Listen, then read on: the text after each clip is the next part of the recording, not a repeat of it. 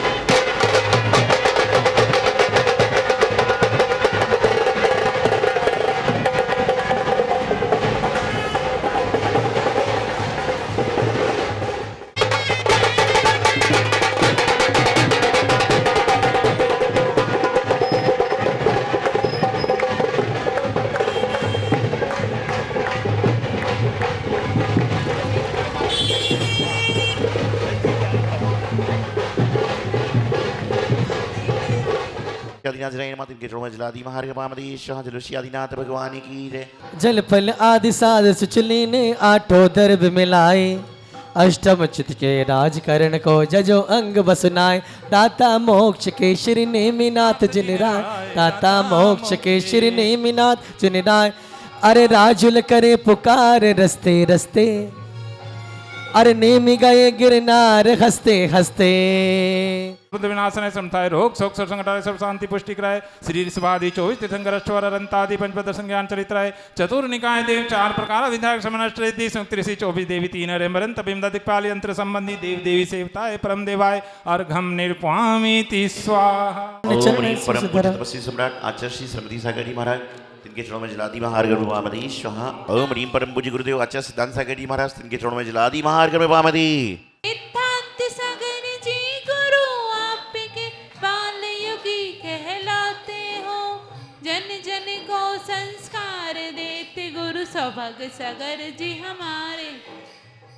देखिए, जनकपुरी जैन समाज का बहुत बड़ा सौभाग्य है कि दिल्ली में तो बहुत लोग लगे हुए थे कि परम पूज्य गुरुदेव आचार्य भगवान का चतुर्मास उनके सानिध्य में उनके क्षेत्र में हो, लेकिन जनकपुरी जैन समाज को सौभाग्य मिला। देखिए, किसी को ब्लैक पसंद है और किसी को वाइट पसंद है, लेकिन मुझे मेरे गुरुदेव का आशीर्वाद देने का स्टाइल पसंद है। क्योंकि देखा होगा आप सबने कि गुरुदेव जो है ना, एक बार मैंने बहुत गुरुओं से मिला, कहते हैं ना कोई यहाँ गया कोई वहाँ गया, कोई यहाँ गया कोई वहाँ गया, लेकिन जो गुरुदेव की शरण में आया वो कहीं और नहीं गया। आओनी आओनी धगन तिलक धन धगन तिलक धन धगन तिलक धन धगन तिलक धन धगन तिलक धन धगन तिलक आओनी आओनी। ओम ह्रीं श्री कचरे ऋषि चमत्कारी चिंतामणि पार्षदाय नमः। संसारता विनाशताय चंद्रम निर्वामदे।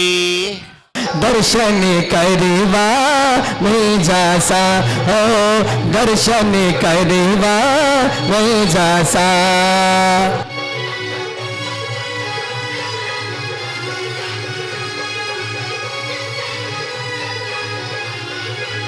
हमारे खेल सुनो जी भगवान पार्श्वनाथ, दर्शन करवा मैं जासा हो, दर्शन करवा मैं जासा। कारी चिंतामणि पार्षदाय नमः। इनके चरणों में अखंड अक्षय प्राप्त है। अक्षतम निर्वामदी स्वाहा। ओ मर्यादे गई थोड़ी, ओ मर्यादे गई थोड़ी रेमल और रेमन भजले पार्श्वनाथ, ओ मर्यादे गई थोड़ी। चिंतामणि चिंता हरे चिंतित पूरे का धन्य भाग मेरो प्रदर्शन पाए पुष्पांजलि में छिपामी। पूज्य गुरुदेव से निवेदन करते हैं कि भगवान ने तो मोक्ष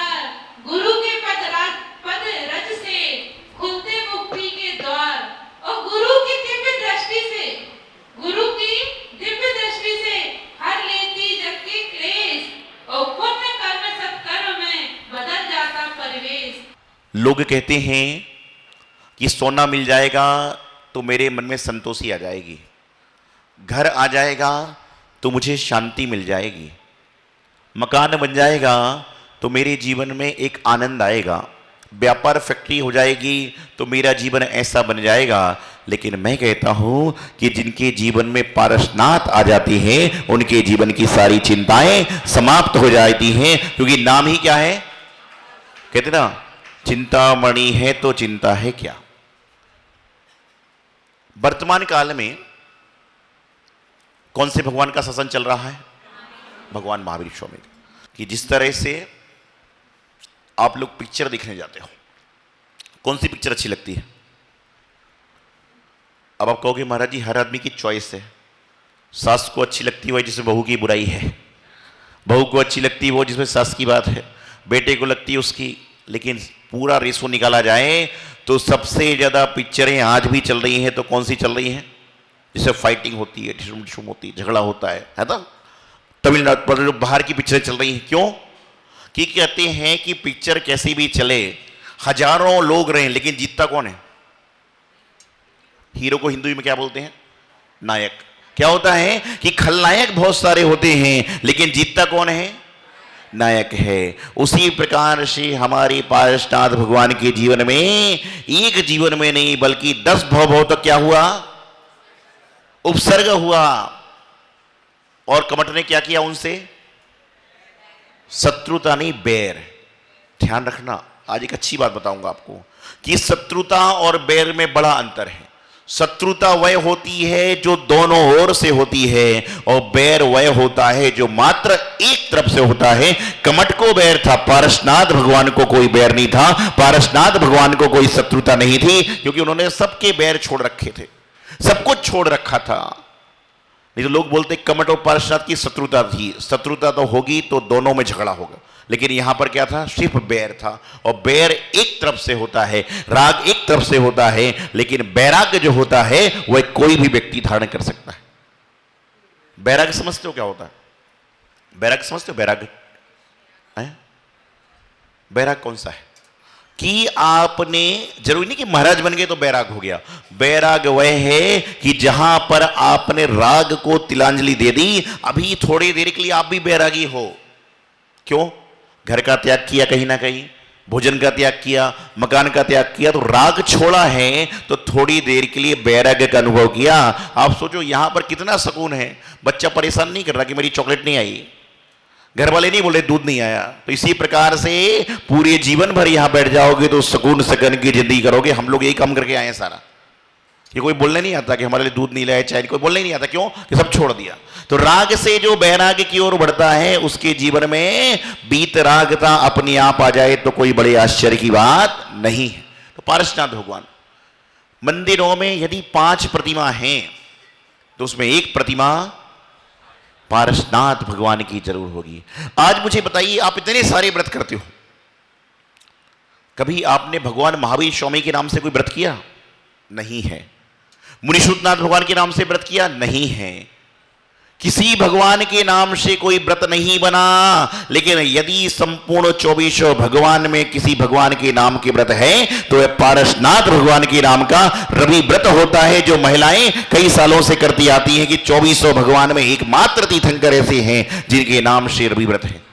भक्तामृत आदिनाथ भगवान की स्तुति है, लेकिन यदि कोई व्रत बना है रवि व्रत तो पारसनाथ भगवान के नाम से बना। और वह पारसनाथ भगवान दूर से ही पहचान में आते हैं। यहां थोड़ी पहचान बनेगी, अभी पहचान तो पारसनाथ भगवान की है, दूर से ही पहचान में पारसनाथ भगवान कैसे आते हैं, कैसे आते हैं, कैसे आते हैं, सब ऐसे कर रहे, ये नहीं। पारसनाथ भगवान ने क्या हुआ, उनके ऊपर उपसर्ग हुआ, तो उपसर्ग हुआ तो उनके ऊपर फण लग गए, इसलिए पूरी दुनिया में पारसनाथ भगवान की प्रतिमा अलग से पहचान आती है। आजकल लोग खूब विचार, खूब बुद्धि वाले, जैसे किसी ने कह दिया 3 प्रतिमा का अभिषेक नहीं करना, चल हो गई समाज। किसी ने कह दिया कि फण वाली प्रतिमा होती नहीं पारसनाथ भगवान की। उन विचारकों से कहना चाहता हूं, आपके पास में आई क्षेत्र है, उन भगवान की प्रतिमा किसने स्थापित करी? आप में से किसी ने? अच्छा बड़े, हाँ उन्होंने करी है। ऐ क्षेत्र की प्रतिमा उन्होंने स्थापित करी है पारसनाथ भगवान की। तो मैं आपको बताना चाह रहा हूं, तिखाल वाले बाबा हैं, अम्मा जी ने करी होगी, कौन से भाव में उनको याद नहीं है लेकिन करी होगी। इसी तरह से बड़ा गांव पास में ही है, कौन से भगवान है? पारसनाथ भगवान। ये प्रतिमा भी सालों साल पुरानी है, कचनेर जी की प्रतिमा सालों साल पुरानी है, और जितनी भी प्राचीन प्रतिमाएं हैं सब में फण है। तो भैया पहले की बात सही कि अभी की सही? अभी कंप्यूटर से शास्त्र चल रहे हैं और पहले ताड़पत्र से शास्त्र लिखे जाते थे। तो पारसनाथ भगवान की प्रतिमा की अलग से ही पहचान होती है कि उनके ऊपर फण लगा हुआ होता है, और केवल ज्ञान आदि आदि जो होते हैं सब काम होते हैं। आप लोग पढ़ते हो 40 साल में, धरणेन्द्र ने पद्मावती ने फण फैलाया, धरणेन्द्र तुझे पढ़ते, मुझे याद नहीं आ रहा, कल तक कार्यक्रम देखा आपने सचिन भाई, कितना बढ़िया उन्होंने पारस कुमार के ऊपर लगे, ऐसे लगे।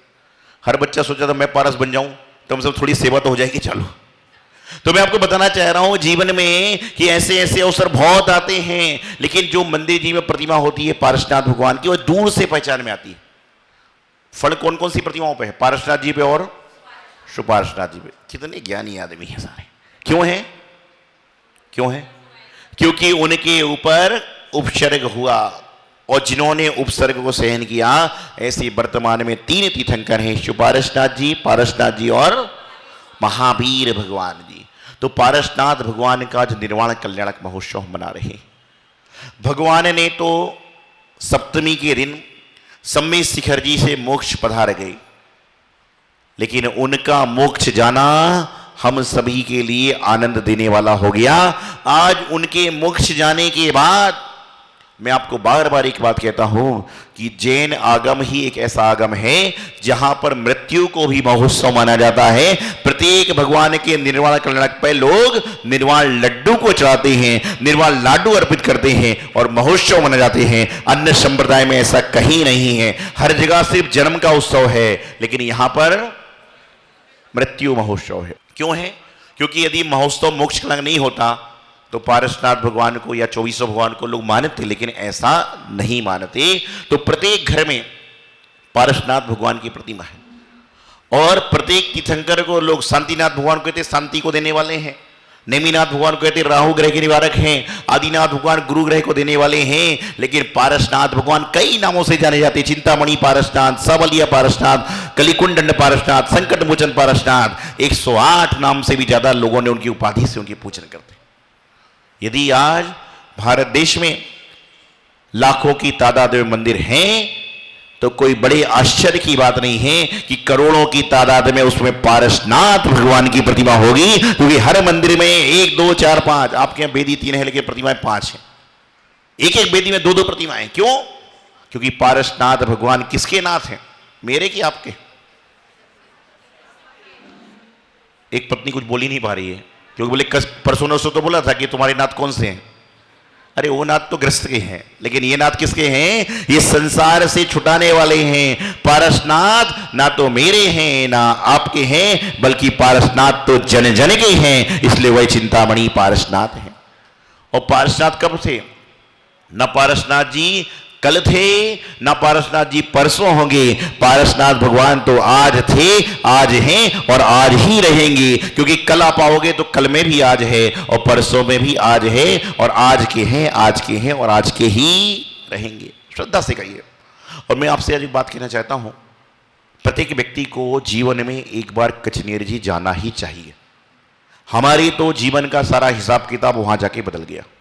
और मैं तो पारसनाथ भगवान से गुरुदेव आचार्य श्रीमती सागर जी महाराज, आचार्य सिद्धांत सागर जी महाराज का जब जाता हूं तो मैं वहां जाकर सिर्फ अपनी अर्जी रखता हूं। कभी भी भगवान के पास में जाओ तो उनके पास में अर्जी लेकर जाना कि हे भगवान मैं अर्जी लेकर आया हूं, आपकी मर्जी है, आपको जो देना सो दे देना। लेकिन हम लोग क्या बोलते हैं, महाराज जी मेरा बच्चा सीए हो जाए, मेरा बच्चा कलेक्टर हो जाए, मतलब मर्जी भी तुम्हारी है, अर्जी भी तुम्हारी है। अरे आप कहिए आशीर्वाद दीजिए कि बच्चे का भविष्य अच्छा हो जाए, अच्छा काम हो जाएगा, और सीए का आशीर्वाद ले लिया, 2 साल पास नहीं हुआ, फिर क्या बोलते हो? तो आशीर्वाद बेकार हो गया ना। मतलब इसलिए बोलिए बच्चे को आशीर्वाद दो कि उनका भविष्य अच्छा हो जाए। अर्जी रखिए, आप अपनी अर्जी लेकर जाओगे आपको कुछ ना कुछ मिलेगा, और आप मर्जी लेकर जाओगे तो मिले कि ना मिले इसकी कोई गारंटी नहीं। श्री पार्श्वनाथ भगवान का मोक्ष कल्याणक भक्ति भावपूर्ण बनाया गया, जिसमें 23 पालकियाँ व एक मुख्य पालिकी में श्री जी को बिठाकर नगर प्रदक्षिणा करवाई गई। बड़े भक्ति भावपूर्ण यह उत्सव मनाया गया है। महाउत्सव के रूप में, जैसा कि आपको विदित है, हमारे यहाँ आचार्य सौभाग्य सागर जी सत्संग 10 पीढ़ियों के साथ मंदिर जी में चतुर्मास चल रहा है और 48 दिन भक्तांबर विधान पार्श्वनाथ भगवान के मोक्ष सप्तमी के सब पूरा बहुत उत्सव के साथ, बहुत धूमधाम के साथ हमने मनाया गया। इस कार्यक्रम के पुण्यार्चक हैं आयोजक श्री दिगंबर जैन समाज C2A जनकपुरी नई दिल्ली, संरक्षक डॉक्टर SK जैन, सेठ धर्मचंद जैन, प्रधान राजेश जैन, उप प्रधान भीम सिंह जैन, सचिव राजेंद्र जैन, सह सचिव मनीष जैन, कोषाध्यक्ष कपिल जैन, भंडारी संदीप जैन, संयोजक सचिन जैन, पुनीत जैन, सुनील जैन, सदस्यगण अतुल जैन, पंकज जैन, सुभाष जैन, कुणाल जैन, अजय जैन, मितेश जैन, नवीन जैन, महिला मंडल प्रधान कविता जैन, कोषाध्यक्ष स्वाति जैन।